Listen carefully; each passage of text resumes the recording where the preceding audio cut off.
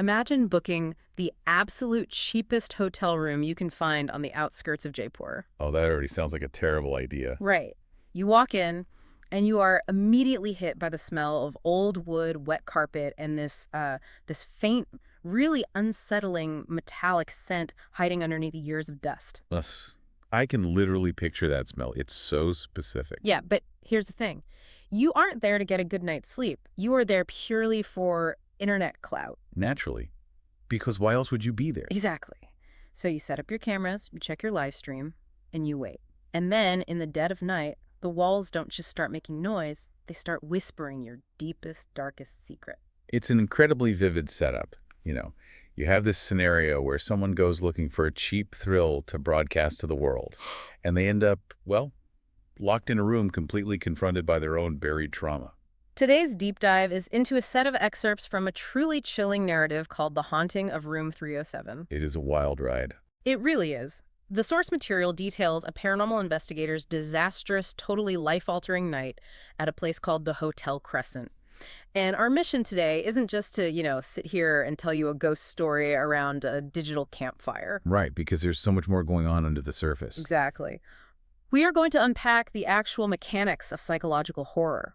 We want to explore how modern digital hubris collides with raw, physical terror, and how external hauntings are so often just mirrors for our internal guilt.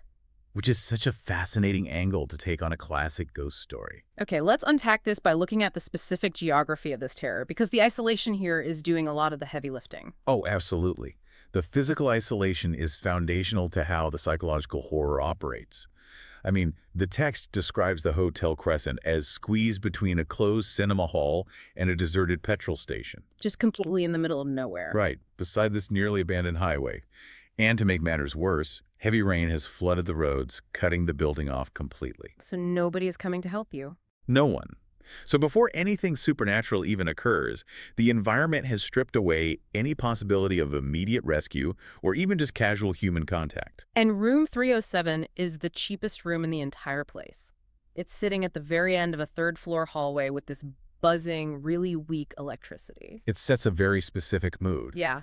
And I look at the protagonist of this source material, Raghav Sinha, and I immediately see him as the ultimate arrogant tourist of the supernatural. That is a great way to put it. He's the host of a paranormal podcast called Midnight Frequency, and he goes to these allegedly haunted places, but his whole brand is being a skeptic who exposes fakes. Right. He doesn't believe in ghosts. Not at all. He believes fear makes great content. Which represents such a modern approach to the unknown.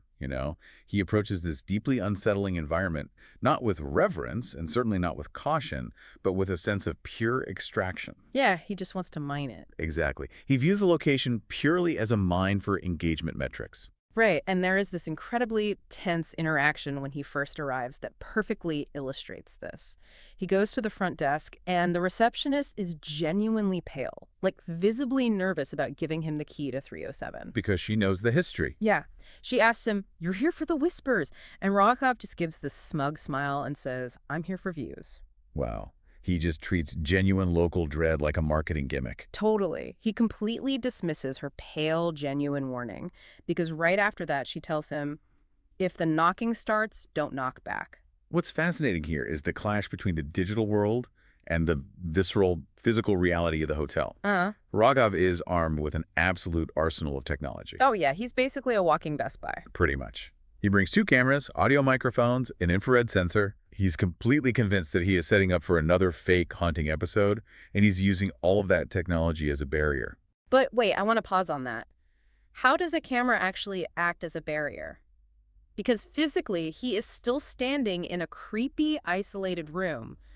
A microphone isn't going to stop a physical threat. It's about a psychological concept called digital dissociation. Okay, tell me more about that. Well, when you are looking at the world through a viewfinder, or when you're monitoring audio levels on a glowing screen, you're essentially telling your brain, I am not a participant in this environment, I am merely an observer. It's like watching a movie instead of being in it. Exactly. You feel insulated. The technology reduces the terrifying unknown into manageable data points, just pixels and decibels. So it makes him feel safe. Yeah, Raghav genuinely thinks his cameras protect him because they allow him to remain safely behind the glass of his own subjective reality. That makes total sense. Honestly, I panic if my phone drops below 10% in a brightly lit, perfectly safe grocery store. Right, we all do. The idea of relying on a battery to keep me tethered to reality in a haunted hotel room is terrifying, especially since the room itself is so physically scarred. The scratch marks. Yes, the source describes faint scratch marks all over the walls. And not like random scuffs from luggage, but deliberate marks, like someone had dragged their nails across the plaster repeatedly over many years. Yeah, the room wears its history of desperation. But what the narrative does so effectively is play with the pacing of that dread. It's such a slow burn at first. It really is. Raghav starts his recording just before midnight, does his flashy intro for his live stream audience, and then, well, nothing happens. Just crickets. Or, well, rain. Right. For nearly 3 hours, he just sits there listening to the rain. By 2:45 a.m., he is completely bored, leaning back, reading comments from his viewers. He's totally let his guard down. The viewers are begging him to do something, asking him to knock on the walls, and he's just killing time. But then we hit exactly 3:06 a.m. And everything shifts. The environment fundamentally alters, the ancient air conditioner dies, the temperature plummets so fast he can see his breath. And the text describes this heavy, unnatural silence falling over the room, like the entire hotel is holding its breath. This is where we need to talk about sensory deprivation and how it primes the human mind for terror. Oh, this part's so interesting. Because when the humming of the AC and the background noise of the rain are suddenly stripped away, you experience a mild form of the Ganzfeld effect. I've heard of that. That's when your brain gets starved of external input, right? Exactly. When your brain is deprived of standard audio and visual stimuli, it doesn't just rest. It actively starts searching for patterns. And if it can't find them, it will start manufacturing them to fill the void. Nature abhors a vacuum, and so does human perception. wow, so your brain just starts making things up. Basically, yeah. In a perfectly silent room, your hyper-awareness turns inward, which makes whatever sound breaks that silence infinitely more intrusive and shocking. And the sound that breaks it isn't coming from outside, it comes from inside the wall beside his bed. That is just awful. A soft tap, a pause, then tap. Tap. 3 knocks. Raghav smiles nervously for his live stream, says, okay, that's new. Still playing the part? Always. And then he does the one thing he was explicitly told not to do. The receptionist warned him earlier, remember? If the knocking starts, don't knock back. The golden rule. But Raghav, playing to his audience, knocks back once against the wall, and the wall immediately answers, tap, tap, tap. He fundamentally alters his relationship with the environment right there. Here's where it gets really interesting, and I want to push on the psychology of this moment. Why do we push the button? Like, why do we touch the art when the sign says, do not touch? Raghav knows the rule. Why does he break it? Because adhering to the rule requires acknowledging that the threat is real. Oh, that's a good point. If he obeys the receptionist, he is admitting fear. By breaking the rule for the sake of his live stream, he is trying to maintain his dominance over the space. He's saying, I am the content creator, I am in control. Exactly. But from a folkloric standpoint, Yes. This is the classic rule of invitation. Like vampires needing an invitation to cross a threshold. Precisely. Across global folklore, whether it's vampires, demonic summons, or a spirit board, there is almost always a requirement for human consent. The ghost needs a permission slip. Sort of, yeah. A haunting often remains a passive phenomenon until the living entity acknowledges it. The psychological mechanism behind the rule of invitation is about shifting the locus of control and ultimately the blame. So it's his fault now. Right. Once you invite the entity in, you are complicit in your own haunting. You cross the boundary. And the response he gets for crossing that boundary is horrifying. Raghav asks, who's there? And the silence is broken by a whisper. That awful whisper. The narrative specifically notes that the voice sounded old, dry, and like someone speaking through dirt. It just whispers, still here. That sensory detail, speaking through dirt, it immediately strips away the clinical digital reality Raghav brought into the room. It's so visceral. It evokes the imagery of a grave, of being buried alive, of something deeply subterranean and physical. And Raghav's microphones start crackling with violent static. His digital shield is actively failing him. The whisper returns and commands him to open. Just open. Now, every instinct should be telling him to grab his bags and sprint down the highway, flooded or not. Get out of there. Right. But he looks at his live stream. His viewer count is skyrocketing. It's the best content he's ever produced. The hubris is just astounding. So he steps closer to the wall, he presses his ear to the wallpaper, and he hears very slow breathing coming from inside the plaster. No, thank you. I know, right? He asks, "Who's inside there?" And the whisper replies, "You know me." Which initiates the major thematic shift of the narrative. We move entirely away from the trope of a generic haunted hotel and step into a profoundly personal psychological interrogation. Right, because the whisper gets clearer, and it asks a question that completely derails Raghav's reality. It asks, why didn't you save him? Such a specific question. Raghav's stomach tightens. He asks, save who? And the voice answers softly, Arjun. That is a wildly targeted accusation to hear from a hotel wall. It is, because Arjun is Raghav's younger brother, who died 9 years ago. Wow. Officially, the story everyone knows, even their parents, is that Arjun died in a tragic motorcycle crash during college. But the source material reveals Raghav's devastating secret. The real story. Yeah. He was with Arjun that night. They had a violent, terrible argument. Arjun was drunk, he was furious, and Raghav, instead of taking the keys, just let him drive away. Oh, God. 20 minutes later, Arjun crashed into a divider. It's a secret guilt Raghav has carried entirely alone for 9 years. He has never spoken it aloud. Never. So when he asks the wall, who told you that? Yeah. The answer the room gives him is absolutely crushing. The whisper says, you did. If we connect this to the bigger picture, this moment defines the mechanics of psychological horror. The narrative is telling us that the most terrifying thing you can encounter isn't an external monster. It's your own reflection. It's what's already inside you. Yes. The entity in the wall didn't need to look up Raghav's background. It fed off the psychic weight he carried into the space. I want to try and visualize how this works because it's such a visceral concept. It's almost like the room functions as a perfectly sealed acoustic echo chamber. Okay, I like that. You know how in those completely soundproof rooms, the silence is so heavy that eventually the only thing you can hear is the sound of your own heartbeat and your own blood pumping? Yes, the anechoic chambers. Right. Yeah. Room 307 operates like an emotional echo chamber. The room itself might just be a blank slate, but the silence and the isolation strip away all of Raghav's daily distractions. All his digital noise. Exactly. Without the noise of his everyday life to drown it out, the only thing loud enough to hear is his own repressed guilt, bouncing off the walls and amplifying until it becomes deafening. That is a fantastic way to frame it.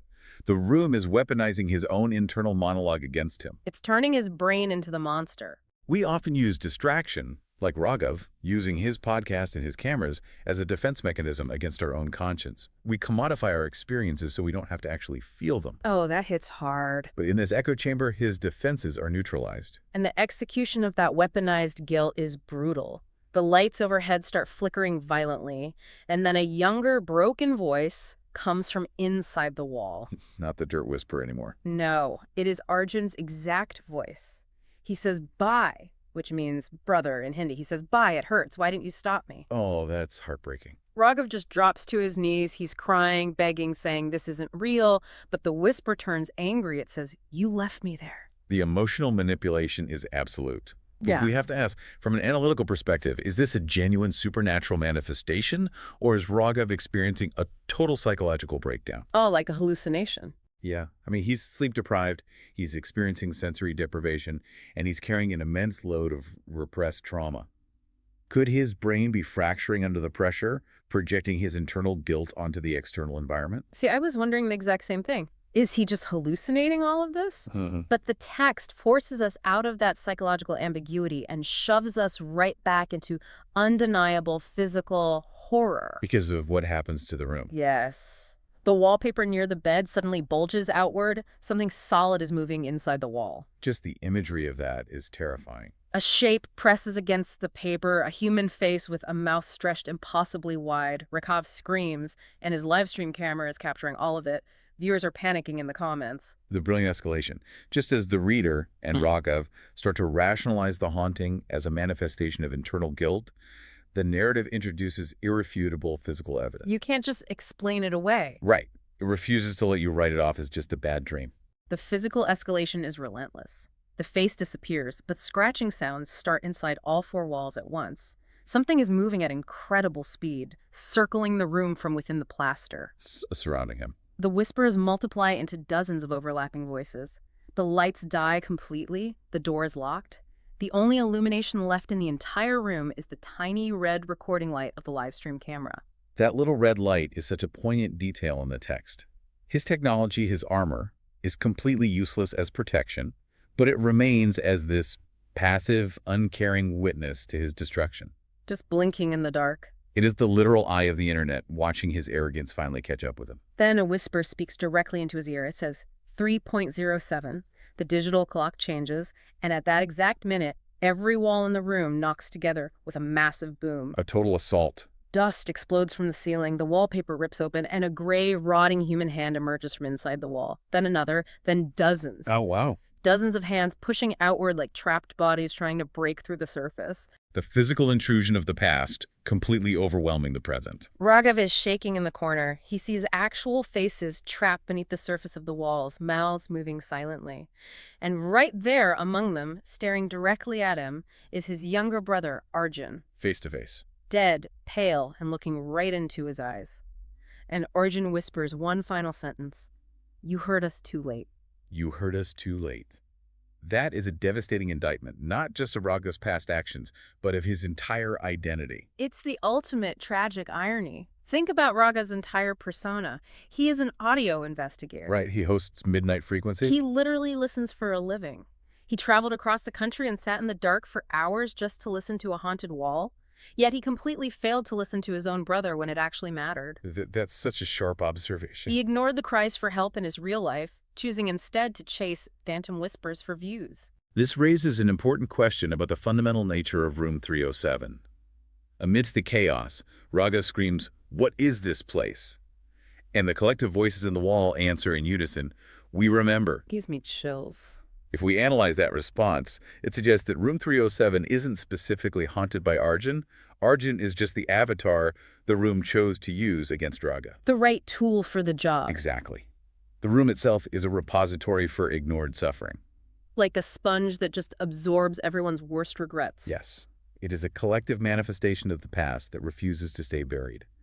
It waits for someone arrogant enough to open the door, and then it reflects their deepest sins back at them until it breaks them. And it absolutely breaks him. The room shakes violently, the walls crack like veins, and the text describes the building as feeling alive, teeming with countless human shapes writhing beneath the plaster. Reaching a fever pitch. And then in an instant, total silence. The purge completes itself, the energy is spent. The lights flicker back on, the walls look completely ordinary, the faces and hands are gone, but the aftermath is stark. Raghav's live stream has ended. Every single camera battery is dead. His expensive microphones are completely fried. His false shield has been totally consumed by the reality of the trauma. Technology cannot withstand the raw force of actual human guilt. And while the room looks mostly normal, there is one permanent physical change. Beside the bed, there are 3 fresh, deep scratches across the wall. A souvenir. And beneath those scratches, written slowly in wet black letters, are 3 words: "He never left." A permanent physical record of his psychological confession. The secret he tried so hard to keep in the dark is now literally written on the wall. Raghav doesn't even wait for the sun to come up. He flees the Hotel Crescent in the dark. He never uploads the footage. He lies to his fans, claiming the file's corrupted. Trying to maintain the facade to the very end. Yeah, but a week later, he abruptly ends Midnight Frequency forever, and he vanishes from the internet entirely. He thought he was a predator, hunting ghosts for content, but he was actually just prey running from his own conscience. And when the room finally cornered him and forced him to look in the mirror, it shattered his entire identity. But the Hotel Crescent remains. Squeezed between the closed cinema and the dead petrol station, guests still book room 307 because it's cheap. I have no idea. They still hear whispers. And every single night, at exactly 3:07 a.m., the walls still tap, waiting. The trap is reset. So what does this all mean for you? Look, most of us aren't out there exploring abandoned, flood-soaked hotels with infrared cameras. Speak for yourself, but yeah, most of us aren't. But the core of this narrative is universally human. We all have things we try to bury. We all carry guilt, regrets, or memories of arguments where we walked away when we knew we shouldn't have. It's the human condition. And like Raghav, it is so easy to use the modern world as a distraction.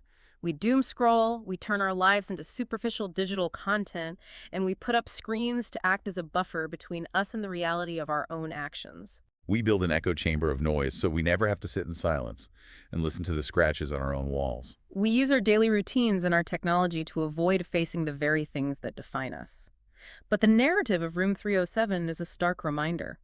The things we bury don't simply cease to exist. They remain, festering in the dark, waiting for the ambient noise of our lives to finally quiet down. They wait for the silence, which leaves us with a truly chilling final thought to mull over today. If a room could somehow bypass all of your carefully constructed daily distractions, if it could peer into your history and weaponize your deepest, most closely guarded regret against you, what would your walls whisper at 3:07 a.m.? That is a terrifying thought. And more importantly, if you were sitting alone in the heavy, suffocating silence of the dark, and you heard that slow, deliberate tap, tap, tap, could you really resist the urge to knock back?